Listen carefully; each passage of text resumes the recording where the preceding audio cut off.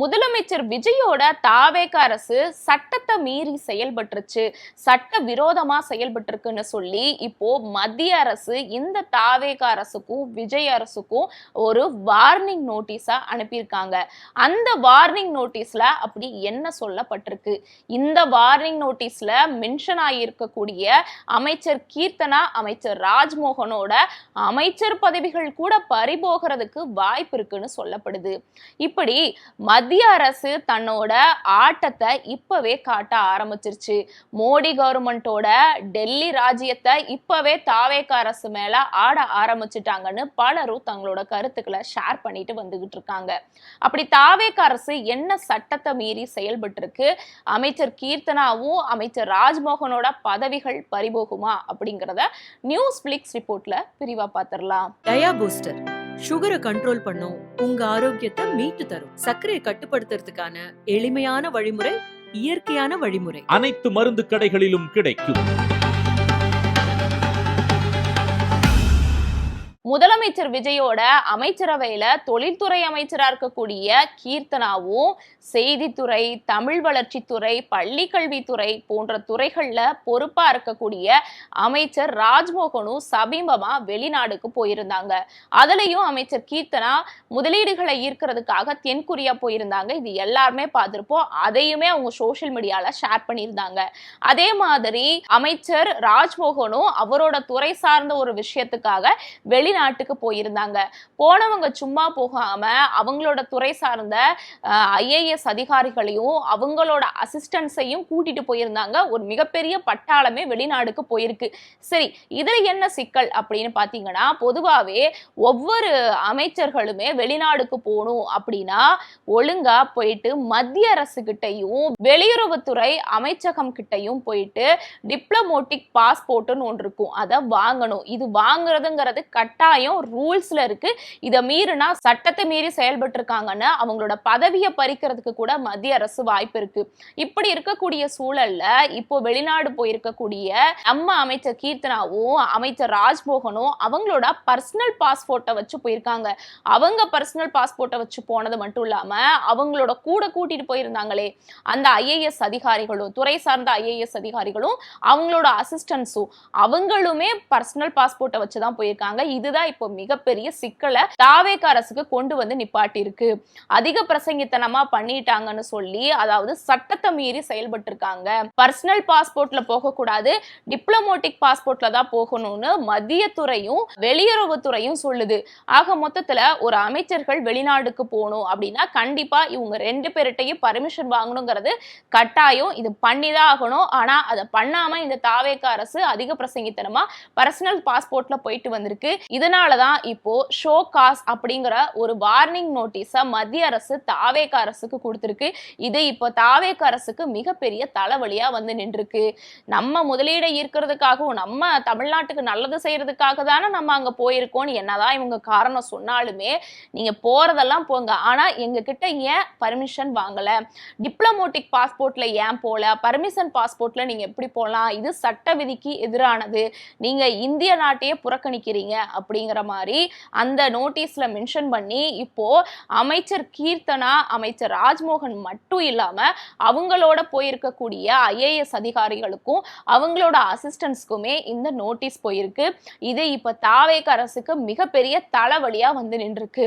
எதுக்கெடுத்தாலுமே press மீட்ல வந்து நாங்க கிளீன் கவர்மெண்ட், நாங்க நேர்மையான கவர்மெண்ட், எங்க கிட்ட எந்த தப்பும் தெரியாது, நாங்க எந்த தப்பும் செய்ய மாட்டோம் அப்படின்னு சொல்லக்கூடிய தாவேக அரசுல முக்கியமான பொறுப்புல இருக்கக்கூடிய, முக்கியமான துறை சார்ந்த பொறுப்புல இருக்கக்கூடிய அமைச்சர் கீர்த்தனாவும் அமைச்சர் ராஜ்மோகனுமே இப்படி பண்ணிருக்கிறது தாவேக அரசுக்கு மிகப்பெரிய அவப்பெயரா இருக்கு. சும்மாவே டெல்லியில இருக்கக்கூடிய மத்திய அரசு, பாஜக அரசு மற்ற மாநில அரசுகளை எப்படிலாம் போட்டு கேம் பிளே பண்ணலாம்னு யோசிப்பாங்க. இவங்களே போய் வசமா சிக்கியிருக்காங்களா அப்படிங்கிற கேள்விய பலரும் இப்போ எழுப்பி வந்துகிட்டு இருக்காங்க. மத்திய அரசு அனுப்பியிருக்கக்கூடிய இந்த சோகாஸ் நோட்டீஸ் இப்போ தமிழக அரசோட தலைமைச் செயலகத்துக்கு போயிருக்கு, குறிப்பா விஜய்க்கு போயிருக்கு. விஜய் இதுக்கு என்ன பதிலளிப்பாரு, தமிழக அரசு இப்போ இதுக்கு என்ன பதிலளிக்கும், இதனால இந்த அமைச்சர் பொறுப்புல இருக்கக்கூடிய அமைச்சர் ராஜ்மோகன், அமைச்சர் கீர்த்தனாவோட பதவிகள் கூட பறிபோகுமா அப்படிங்கிற கேள்விகள்லாம் எழுது. ஏன் அப்படின்னா, அவங்க என்னதான் தமிழ்நாட்டுக்கு நல்லது செய்யறதுக்காக போறேன் அப்படின்னு சில காரணங்களை எல்லாம் கண்டிப்பா பிரஸ் மீட்ல வந்து சொல்லுவாங்க. அப்படி சொன்னாலுமே ஒரு ரூல்ஸ் ஒன்று இருக்கு, அந்த ரூல்ஸ் அமைச்சர்களும் ஃபாலோ பண்ணல, கூட இருக்கக்கூடிய துறை சார்ந்த ஐஏஎஸும் ஃபாலோ பண்ணல, அவங்களோட அசிஸ்டன்ஸும் ஃபாலோ பண்ணல. அட்லீஸ்ட் அமைச்சர்கள் மறந்திருந்தா ஐஏஎஸ் அதிகாரிகளாவது ஞாபகம் வச்சு சொல்லியிருக்க கூடியதா? இதுக்கு முன்னாடி அதே ஐஏஎஸ் அதிகாரிகள் தான் கண்டிப்பா துறை சார்ந்த அமைச்சர்களுக்கு வேலை செஞ்சு கொடுத்துருப்பாங்க, அவங்களாவது அலர்ட் பண்ணிருக்கலாமே அப்படிங்கிற மாதிரி மத்திய அரசு வார்ன் பண்ணிருக்கு. அது மட்டும் இல்லாம கூடுதலா இந்த ஐஏஎஸ் அதிகாரிகளோட பதவிகள் கூட பறிபோகும் அப்படிங்கிற மாதிரி சொல்லப்படுது. சமீபமா தான் அமைச்சர் கீர்த்தனா ஒரு அரசு பள்ளிக்குள்ள போய் ஒரு பள்ளி மாணவிக கிட்ட இங்கிலீஷ்ல கேள்வி கேட்கறன்னு கேட்டி மிகப்பெரிய சர்ச்சைக்குள்ளானாங்க. அது மிகப்பெரிய விமர்சனத்துக்கு உள்ளாக்கப்பட்டுச்சு. ஒரு அமைச்சரா இருக்கவங்க இப்படி ஒரு ஸ்கூல் பொண்ணை இப்படி ட்ரீட் பண்ணலாமா, இந்த மாதிரி கேள்விகளை எல்லாம் கேட்கலாமா, அப்படி கேட்டாலும் இப்படி காட்டமா கேட்கலாமா, தன்னோட அறிவாளித்தனத்தை காட்ட விரும்புறாங்க அப்படின்னு மிகப்பெரிய விமர்சனத்துக்கு உள்ளாக்கப்பட்டாங்க. அதே சமயம் அமைச்சர் கீர்த்தனாவோட சர்ச்சை வெளியே வர்றப்போ பள்ளிக்கல்வித்துறை அமைச்சர் என்ன பண்ண போறாரு, அவரு போய் சர்ச் பண்ணாம இவங்க எதுக்கு அங்க போயிருக்காங்க, இவங்க எதுக்கு இதுல எல்லாம் தலையிடுறாங்க, இவங்க தொழில்துறை அமைச்சர், தொழில்துறை அமைச்சருக்கும் பள்ளி கல்வித்துறைக்கு என்ன சம்பந்தம், பள்ளி கல்வித்துறை அமைச்சர் வந்து இதை பண்ணா கூட பரவாயில்ல, ஆனா தொழில்துறை அமைச்சர் வந்து இந்த மாதிரி பண்ணி சிக்கல்ல மாட்டிருக்காங்கன்னு சொல்லி ஏற்கனவே அமைச்சர் கீர்த்தனாவையும் இப்போ அமைச்சர் கீர்த்தனாவை கண்டுக்காம இருக்கக்கூடிய ராஜ்மோகன் என்ன சொல்லியிருந்தாருன்னா, ஒரு அக்காவோட பாசம் தான் எனக்கு அதுல வெளிப்பட்டுச்சு, புள்ள நல்லா படிக்கணும் அப்படிங்கிற ஒரு அக்கா பாசம் தான் வெளிப்பட்டுச்சு, அதுல எதுவும் எனக்கு ஒரு வன்மம் தெரியல அப்படிங்கிற மாதிரி அவரும் கீர்த்தனா அவர்களுக்கு முட்டு கொடுத்திருந்தாரு. இப்போ அமைச்சர் கீர்த்தனா அவர்களோட செயல்பாடும் அதே சமயம் அவங்களுக்கு முட்டு கொடுக்கிற மாதிரி இருந்த அமைச்சர் ராஜ்மோகனோட செயல்பாடுமே சமீபமா கூட சர்ச்சையாச்சு. அந்த சர்ச்சையை இன்னும் ஆஃப் ஆகிறதுக்குள்ள அடுத்து இப்போ மத்திய அரசு மூலியமா இந்த இரண்டு அமைச்சர்கள் வழியா தாவேக அரசு, விஜய் அரசுக்கு தலைவலி வந்திருக்கு. இதுக்கு முன்னாடிதான் அமைச்சர் சரத்குமார் வேற மாட்டினாரு. இப்படி தொடர்ச்சியா இந்த தாவேக அமைச்சர்கள் சர்ச்சையில மாட்டுறதும் அதுக்கு விளக்கம் கொடுக்கறதோ அதை சமாளிக்கிறதோ மிகப்பெரிய பேசு பொருள் ஆயிட்டு இருக்கு. ஏன் அப்படின்னா, அமைச்சர் சரத்குமார் தான் பொது வெளியில போதைப் பொருள் பயன்படுத்தினாரு அப்படிங்கிற மாதிரியான செய்திகள்லாம் வெளியாச்சு.